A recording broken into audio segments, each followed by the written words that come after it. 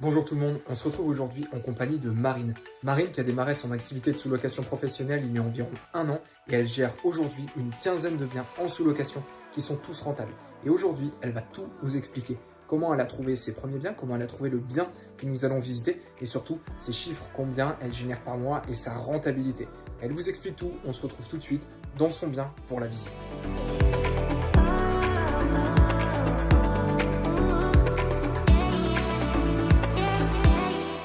Bienvenue dans cette vidéo de l'Académie Placide. Donc j'ai la chance d'être aujourd'hui avec Marine dans l'un de tes biens. Donc c'est un terrain bis. Avant de le visiter, est-ce que tu peux nous en dire un peu plus sur toi, sur ton profil et puis depuis combien de temps tu gères cet appartement? Ouais, bien sûr. Donc je m'appelle Marine, j'ai 28 ans. Je suis investisseuse immobilière depuis quelques années et j'ai cette activité où je loue des biens à des propriétaires pour ensuite le proposer en courte et moyenne durée. Donc là, typiquement, on est dans un bien que je loue depuis maintenant 6 mois. D'accord. Voilà, ça se passe très très bien. C'est un bien qui était meublé. Donc on pourra du coup le visiter ensuite. Ok, super. Donc un bien en sous-location professionnelle que tu gères depuis 6 mois. Ok, super. On va jeter un petit œil. C'est parti.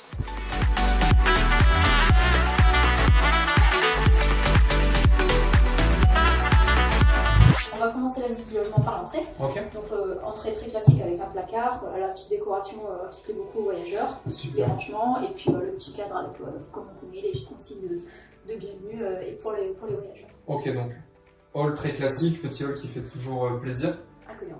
Ici, juste là, on a la cuisine, donc tout équipé. Ouais, complètement. Donc ici sur la cuisine, ce qu'on retrouve, c'est principalement une plaque de cuisson et puis tous les équipements qui plaisent beaucoup aux voyageurs, c'est-à-dire machine à café, la bouilloire et puis le grille-pain avec tous les petits consommables pour justement que les voyageurs arrivent et se sentent directement chez lui. Ok, donc cuisine vraiment tout équipée, comme on peut le voir effectivement à la caméra, donc les plaques, le four, le lave-vaisselle, le plateau café, ça à mon avis ça plaît bien. On peut voir les belles poutres qui donnent un vrai aspect au logement atypique. Ouais, les poutres sont très belles, elles sont d'origine, ça a été restauré lorsque le logement a été refait, mais elles donnent vraiment beaucoup de charme à l'appartement. Ok, donc ça c'est vraiment des poutres d'origine qui ont été laissées volontairement par le propriétaire. Juste en dessous du coup on a effectivement ce petit coin repas. Juste ici, on a effectivement le coin du coup salon. Voilà, on a le petit coin salon avec la télé, le coin wifi aussi, enfin voilà, chaque logement est équipé de wifi. Ouais. Et puis voilà, le petit coin salon, plutôt détente. Ok, donc ici on a une petite vue sur le quartier, sur la ville. Ouais, sur les, Et là sur du les coup, c'est la chambre, donc je me permets Marine, comme ça tu peux rentrer. Donc effectivement là c'est le coin chambre. Ouais, le coin nuit tout à fait, qui est pas très grand mais qui est plutôt optimisé. D'accord, donc c'est vraiment sympa aussi cette verrière comme ça qui s'ouvre et qui se ferme. On a vraiment l'impression quand elle est fermée que ça donne un aspect, une pièce un peu unique. Exactement. Alors c'est vrai qu'il est très optimisé ce logement, c'est pas une grosse surface, mais par contre chaque pièce est bien identifiée, on a vraiment le point de nuit et c'est important de pouvoir avoir vraiment cette chambre et ce lit qui est accueillant et qui donne aussi envie aux voyageurs de se sentir comme chez eux. Ok, oui, parce que comme tu l'as dit, on est sur un volume de 25-30 mètres carrés, donc il faut plutôt bien optimiser.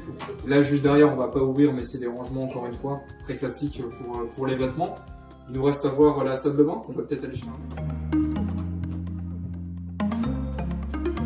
Super. Là, on rentre dans la salle de bain, donc j'aime vraiment ces poutres. On arrive ici. Voilà, qu'on retrouve vraiment dans chacune des pièces. Effectivement. Donc salle de bain, encore une fois, tout équipé. Voilà, classique, mais vraiment optimisé avec du coup la partie douche, partie évier, salle de bain classique, lave-linge ici et puis la partie toilette. La partie toilette, donc ça on le verra effectivement à la caméra. Il est vraiment très bien cet appartement. Oui, il est très sympa, optimisé, une belle déco. Ok, super. Et si on allait faire un petit point justement dans le canapé? Très bien. Ok.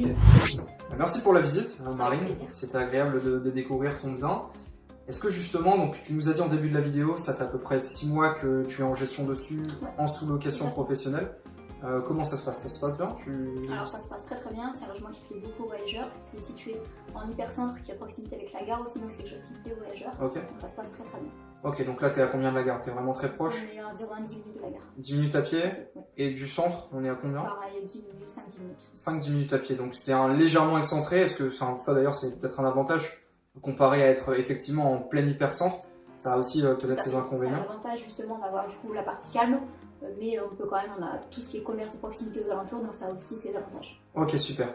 Le bien, on l'a vu, il est minimaliste, il est bien décoré. Est-ce que tu l'as eu comme ça? Est-ce que tu l'as eu meublé? Comment ça se passe quand justement tu recherches des appartements et que tu les signes avec des propriétaires? C'est un bien qu'on a immeublé et c'est une volonté de notre part justement de prendre des biens meublés. D'accord. C'est beaucoup plus facile pour nous de le lancer et de le mettre en activité. C'est beaucoup plus rapide, donc on a uniquement des biens meublés. Ensuite, on vient ajouter quelques éléments de décoration, mais c'est vraiment le minimum. On a des biens vraiment de ce standing très régulièrement qu'on prend dans cette étape. Ok, donc pour ceux qui regardent cette vidéo, toi ta technique vraiment c'est de cibler vraiment les biens qui sont meublés, déjà prêts à l'emploi. Pourquoi? Parce que tu nous l'as dit, c'est un gain de temps, un gain aussi peut-être de trésorerie. C'est un gain de temps, c'est vrai que c'est un coût de meubler les appartements. Nous on arrive sur des logements qui sont meublés, on va ajouter quelques éléments, mais le but c'est de le lancer sur le marché de la location très rapidement. Combien de temps? Tu peux nous donner une idée? Alors, on a déjà fait des biens où on mettait le lendemain, on a des biens Ok. dans la semaine, mais globalement, une semaine c'est le maximum parce que vous comprenez bien que dès qu'on paye le loyer, le but c'est que ce soit rentable derrière, donc c'est vraiment la course pour lancer le bien le plus rapidement possible. Ok, super. Donc, tu as déjà lancé des biens dès le lendemain après la signature et tes premiers voyageurs, du coup, ça peut aussi arriver très rapidement? Ça peut aussi arriver, globalement, 48 heures, on peut avoir les premiers voyageurs. 48 heures, ok, bah c'est super. Donc, ce bien en sous-location professionnelle, est-ce que tu peux nous expliquer comment tu l'as trouvé? Est-ce que c'est un propriétaire qui est venu à toi? Est-ce que tu l'as démarché? Est-ce que tu peux nous expliquer ce qui s'est passé avant la signature du coup, bien sûr. Alors, ce bien, c'est un bien qu'on a trouvé sur internet en cherchant sur un site de petites annonces. On a contacté le propriétaire, on a expliqué notre concept.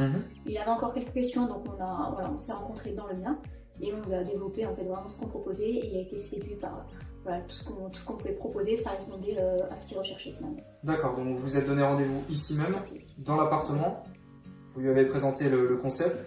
La signature du bail, elle s'est faite au bout de combien de temps? La signature, elle s'est faite quelques jours après. D'accord, donc il a pris peut-être quelques jours de réflexion. Tout à fait. Et après, la signature. Ensuite, signature, il fallait dû et maintenant. Sur la rentabilité, parce que ça intéresse aussi beaucoup ceux qui nous regardent, je suppose. Est-ce que sur la rentabilité du bien, tu peux nous donner peut-être quelques chiffres, à commencer par les coûts? Est-ce que tu peux nous décrire un petit peu les coûts d'un appartement comme celui-ci, donc 25-30 mètres carrés, T1 bis, sur une ville moyenne, en termes de charges? Qu'est-ce que ça représente par mois pour toi d'avoir un appartement comme celui-ci? Alors, sur un logement de ce type, de ce standing, on va être Wi-Fi, eau, électricité et le loyer sur un forfait global de 630 € par mois. Ok, donc tout est compris dans la négociation avec le propriétaire. Exactement. Ok, donc en termes de charges vraiment pures liées à l'appartement, c'est un package? Ouais, 630. 630, quoi qu'il arrive, ok. Wi-Fi, électricité, eau, charge de copro? Oui. Ok, donc vraiment tout compris. Tout est. Ok, super. Au niveau des charges externes, parce que je suppose que sur ton activité, effectivement, tu as des charges au niveau des agents de nettoyage, au niveau des consommables. Est-ce que ça, tu peux un peu brièvement nous les décrire en termes de montant? Oui, on est environ sur, on est sur une prestation à 25 € sur la prestation ménage de ce logement. Ok. Donc globalement sur le mois, ça va représenter 200 € de ménage, une centaine d'euros de blanchisserie. Et on a aussi la partie consommable qu'on peut estimer à 20-30 € environ. D'accord, donc consommable, c'est tout ce que tu vas offrir aux voyageurs, le café, l'eau, etc. Si je calcule bien, on va arrondir à 350 €, 650 € de loyer, donc on est à peu près à 1000 € au final de charges sur le mois. En termes de chiffre d'affaires, tu m'as dit en début de la vidéo, enfin un petit peu en off, t'es à peu près à 1500 sur des mois un peu bas? Exactement, on est sur environ 1500 €. Après, c'est variable d'un mois à l'autre, on a des mois à faire plus, on a des mois à faire un petit peu moins, mais voilà, globalement, on est environ sur 1500 € de chiffre d'affaires par mois. Ok, donc là, 1500 € de chiffre d'affaires sur un mois un peu off, puisqu'au moment où on tourne cette vidéo, nous sommes en novembre. Sur les mois d'été, je suppose que sur une ville comme ça, on est actuellement dans les Landes, il y a beaucoup d'événements qui ont lieu l'été. Effectivement. Est-ce que tu as une idée du coup du chiffre d'affaires que ça peut générer sur un mois d'été? Donc là, on a 1500 en saison basse. En saison haute, tu as une idée à quel montant on peut monter? Sur les mois juillet-août, effectivement, on va être sur un taux de remplissage qui va être quasiment à 100% et on va être sur des nuits qui peuvent avoisiner les 150 à environ 100-150 € la nuitée selon les événements qu'il peut y avoir sur la ville. Ok, donc sur le mois, en termes de chiffre d'affaires, globalement à une fourchette? On peut atteindre du 2000 de CA sur le mois. Ok, 2000 de CA avec 1000 € de charge, donc là ça commence effectivement à être intéressant. Mais on va rester pessimiste, il vaut mieux faire ça quand on compte, et on va partir sur effectivement 500 € minimum de bénéfices pour un appartement comme celui-ci. Super! On est à la fin de cette vidéo. Merci beaucoup Marine pour la visite dans ton appartement, donc c'était un bis vraiment très sympathique.